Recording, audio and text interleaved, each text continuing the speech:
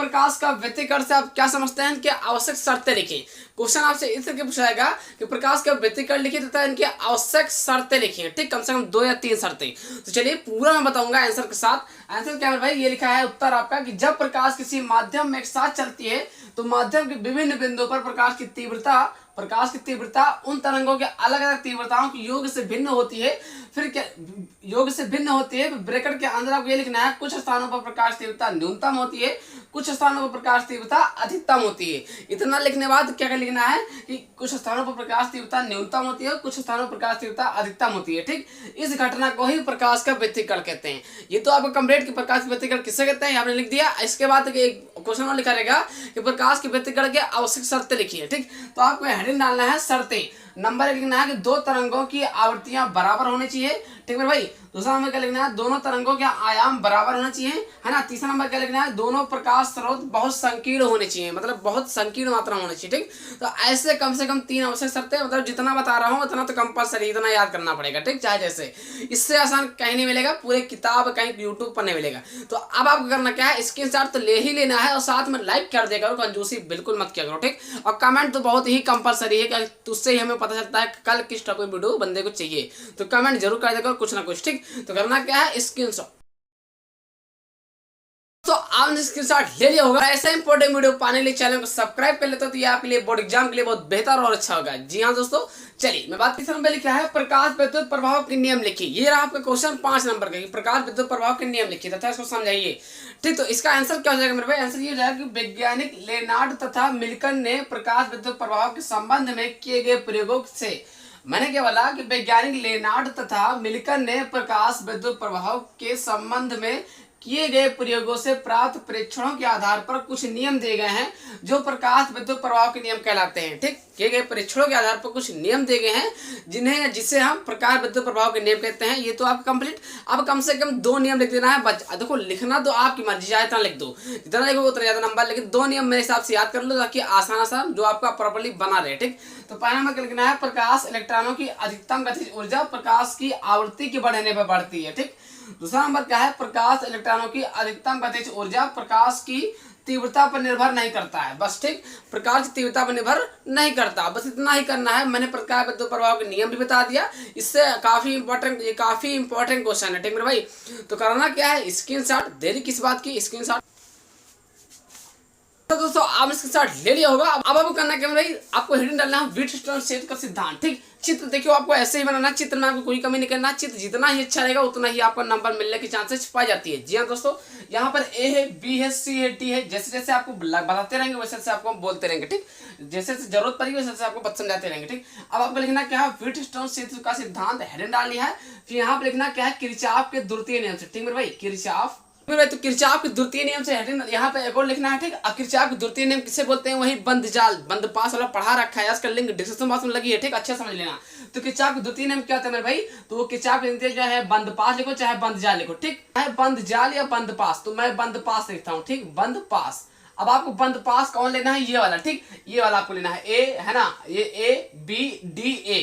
यहाँ पर आपको ये वाला बंद पास लेना है। समझ लेना मेरे भाई, मैं कहना समझ लेना, ये वाला जो आपको सेट कर रहा हूँ यही वाला आपको लेना है। बिल्कुल ध्यान देना मेरे भाई, बंद पास क्या बोला? ए बी डी ए, मतलब इधर वाला ही लेना है, जो रंगा हुआ पार्ट इधर लेना है। तो यहाँ लेना है बंद पास ए, है ना। यहाँ पे लिखना मेरे भाई, यहाँ पर आपको लेना है बंद पास ए बी डी ए में। ठीक, ये चीज आपको जरूर ध्यान देना है, ए बी डी ए तक, है ना। अब आपको ध्यान देना है कि ए बी डी ए मतलब इधर वाले जो पार्ट में क्या क्या चीज है। तो देखिए आप इधर से चलोगे तो I1P मिल जाएगा। ठीक मेरे भाई, तो यहाँ हो जाएगा I1P।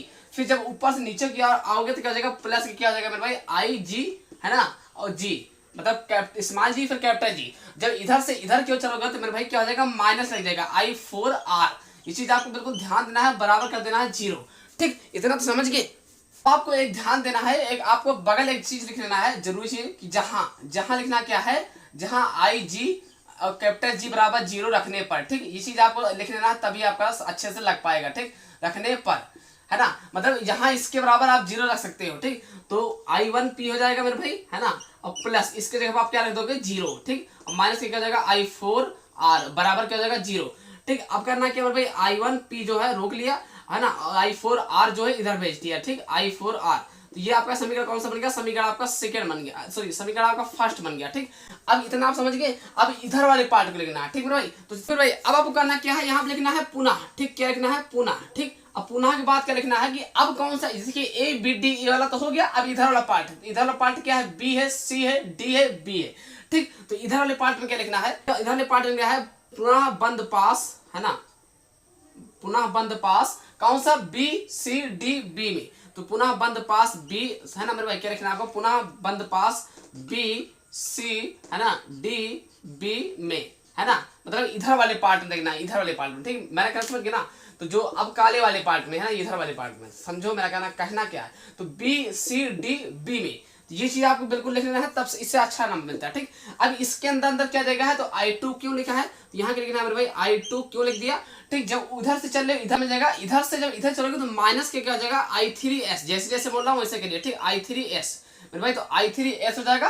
और जब नीचे से ऊपर की हो जाएगा तो क्या हो जाएगा, प्लस के I4 क्या हो जाएगा, सॉरी प्लस क्या हो जाएगा मेरे पास, जब नीचे से I4 नहीं, जब नीचे से ऊपर की हो जाएगा तो ऊपर क्या लिखा, IG और G लिखा। ठीक, मतलब वही पुराना रूल, IG और G और बराबर किसके हो जाएगा मेरे पास, 0। अब मैंने ये चीज तुमको लिख दिया था लेकिन समझाया था कि IgG बराबर 0 क्यों है, तो ये संतुलन की अवस्था में। ठीक, तो यहाँ लिख देना कि IgG बराबर 0 क्यों है, तो संतुलन की अवस्था में। ठीक, ताकि कोई पूछे तो बता सको क्या है मेरे भाई, संतुलन की अवस्था में। ठीक, तो समझिए क्या लिख देना आप।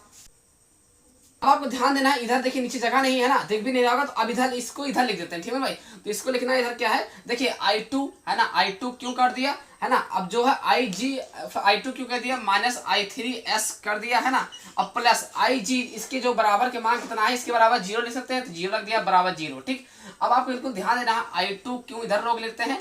ठीक, जो माइनस के I3S से बराबर के उधर जाएगा तो क्या हो जाएगा, प्लस के, तो I3S है ना भाई, ये क्या हो जाएगा, I3S। तो ये समीकरण कौन सा बन गया, समीकरण आपका सेकंड बन गया। ठीक, ये आपका कौन सा बन गया, समीकरण सेकंड, है ना।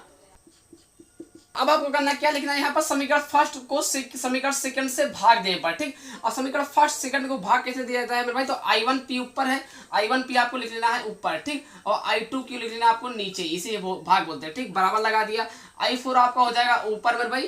ठीक, I4R और नीचे क्या जाएगा, I3S। ठीक, इतना आपको कर दिया। अब एक चीज आपको यहाँ पे लिखना है कि I1 बराबर क्या हो जाएगा, I2 के। ठीक है भाई, है ना, और I4 बराबर हो जाएगा I3 की। ये जो मैं बता रहा हूँ इतना आपको नोट करके ही चलना है। ठीक, नहीं तो आप भूल जाओगे। ठीक, मतलब जहाँ I1 की जरूरत पड़ेगी वहाँ I2 लिख लेंगे, जहाँ I2 की जरूरत पड़ेगी वहाँ I1 लिख लेंगे। ठीक, जहाँ I4 की जरूरत पड़ेगी वहाँ I3 लिख लेंगे, जहाँ I3 की जरूरत पड़ेगा वहाँ I4 लिख लेंगे। ये लिख लेंगे, मान सकते हो। ठीक, अपने आप से आसान करने के लिए, बाकी और कोई दिक्कत नहीं है। ठीक, ठीक है भाई, तो अब आपको देखना है ऊपर वाला चेंज करें नीचे वाला चेंज करो, बात एक ही चाहे जो कर लेते हैं इसमें। ठीक, तो यहाँ क्या करना है, I2P लिख देना है। ठीक, नीचे क्या लिख देना है, I2R, सॉरी I2Q, ये तो वैसे ही रहेगा। ठीक, नीचे वाले नहीं चेंज करना, वो हम चेंज कर रहे हैं ऊपर वाले को। अब I4 लिखा है तो I4 क्या लिख सकते हो, I3 लिख सकते हो। ठीक, तो ऊपर वाले चेंज करो चाहे नीचे वाले चेंज करो, बात एक ही है। ठीक है भाई, नीचे क्या लिखा है, I3S।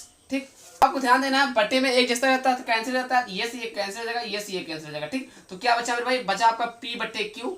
ठीक, फिर क्या इधर बचा R/S। यही तो आपका समीकरण है ना, मतलब यही तो आपका व्हीटस्टोन सेतु का सिद्धांत, यही तो निगमन करना था, यही सूत्र होता है। तो मैं कहना समझ गया, अगर कोई पूछता है कि व्हीटस्टोन सेतु का सिद्धांत का सूत्र बताइए, तो ये बताना है कि P/Q बराबर R/S। मैंने आसान से आसान तरीके के साथ आपको आज निगमन करना बता दिया है। बस एक चीज ध्यान देना है कि IgG बराबर क्या होता है, संतुलन की अवस्था में, इसलिए हमने 0 रख लिया। ठीक, और ये चीज आपको ध्यान देना है। ठीक, ये चीज आपको ध्यान देना है, I1 बराबर I2, I4 बराबर R3, बाकी बहुत सिंपल है। ठीक, तो वीडियो कैसा लग रहा है कमेंट बॉक्स में कमेंट करते ही चलो। ठीक, और अच्छा लगे तब भी कमेंट करते हो, शेयर करना जरूरी है, आपकी रिस्पॉन्सिबिलिटी है, जिम्मेदारी बनती है। अभी भाई करना क्या है, स्क्रीनशॉट तो आप इसके साथ ले लिया होगा। ऐसे इंपॉर्टेंट वीडियो पाने के लिए चैनल को सब्सक्राइब कर लेते तो आपके लिए बेहतर होगा और अच्छा होगा। ठीक।